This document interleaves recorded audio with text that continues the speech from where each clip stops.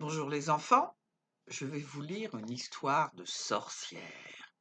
La sorcière qui n'aimait pas les enfants. Cette histoire est écrite par Isabelle Doux-Saint-Paul et les dessins sont faits par Piotr Sacha. Il était une fois une sorcière qui s'appelait Vomita. Dans sa maison au fond des bois, elle s'occupait de ses potions. Du matin au soir, dans son chaudron, ça glougloutait, ça bouillonnait et ça sentait mauvais dans toute la forêt. Un jour, son amie Pestouille arrive sur son vieux balai et elle dit: Demain, je vais à Honolulu faire le concours de Miss Mocheté. Et la nounou de mon fils Postillon est malade. Peux-tu le garder pendant quelques jours? Embêtée, Vomita se gratte la pointe de l'oreille et demande: Mais pourquoi ne l'emmènes-tu pas? Hein, il est malade en balai, répond Pestouille. Vomita accepte parce que Pestouille est son amie. Mais en fait, elle n'aime pas les enfants. Ce ne sont pas encore de vrais sorciers, ça pousse des cris, c'est compliqué. Elle, elle aime sa vie calme, dans sa maison, au fond des bois.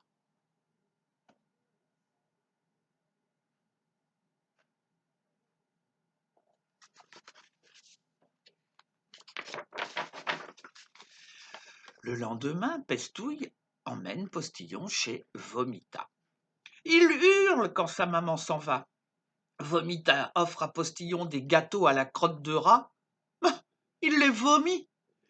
Vomita offre à Postillon de la purée de cafard. Mais il la crache.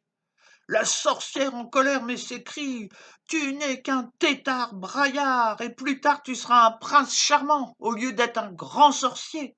Ouin, ouin, Postillon se met à hurler. Alors Vomita s'enfonce dans les oreilles des feuilles de pissenlit.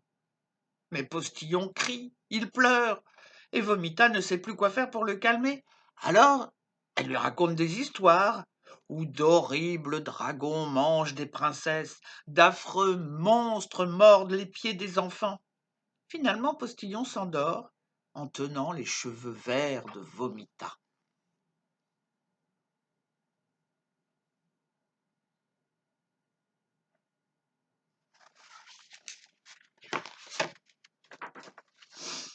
Quand Postillon se réveilla, Vomita l'emmène dans la forêt.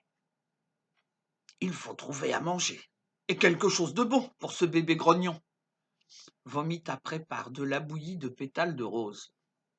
Ça sent tellement horriblement bon que Vomita doit se boucher le nez pour la préparer. Bientôt, on entend dans la maison au fond des bois des agousi-gousi, une cuillerée pour Tati, agousi-gouza, une cuillerée pour Vomita. Et Postillon dévore toute la bouillie. Et du matin au soir, Vomita s'occupe de Postillon. Dans son chaudron, ça glougloute, ça bouillonne, et ça sent bon dans toute la forêt. De temps en temps, Vomita demande à Postillon: Tu es sûr que tu ne veux pas goûter à mon gratin de limace? Berk, répond Postillon en jetant la cuillère.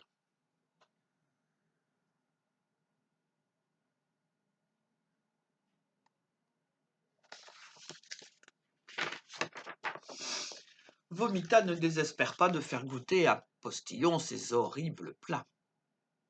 Mais, un après-midi, Pestouille arrive sur un balai qui clignote de 1000 étoiles. Elle avait gagné le prix de Miss Mocheté. Pestouille prend son fils, elle remercie Vomita et elle part. Après le départ de Postillon, Vomita reste assise, sans rien faire. Et du matin au soir, elle s'ennuie. Elle se sent toute seule dans sa maison, tout au fond des bois. La sorcière qui n'aimait pas les enfants s'est prise d'affection pour Postillon.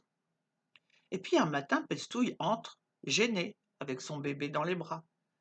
Peux-tu encore me rendre un service? J'ai un concours sur la lune et je n'ai pas de nourrice.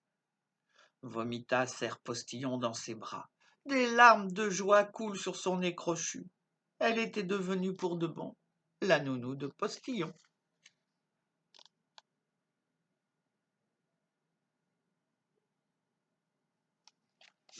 Et c'est la fin de l'histoire.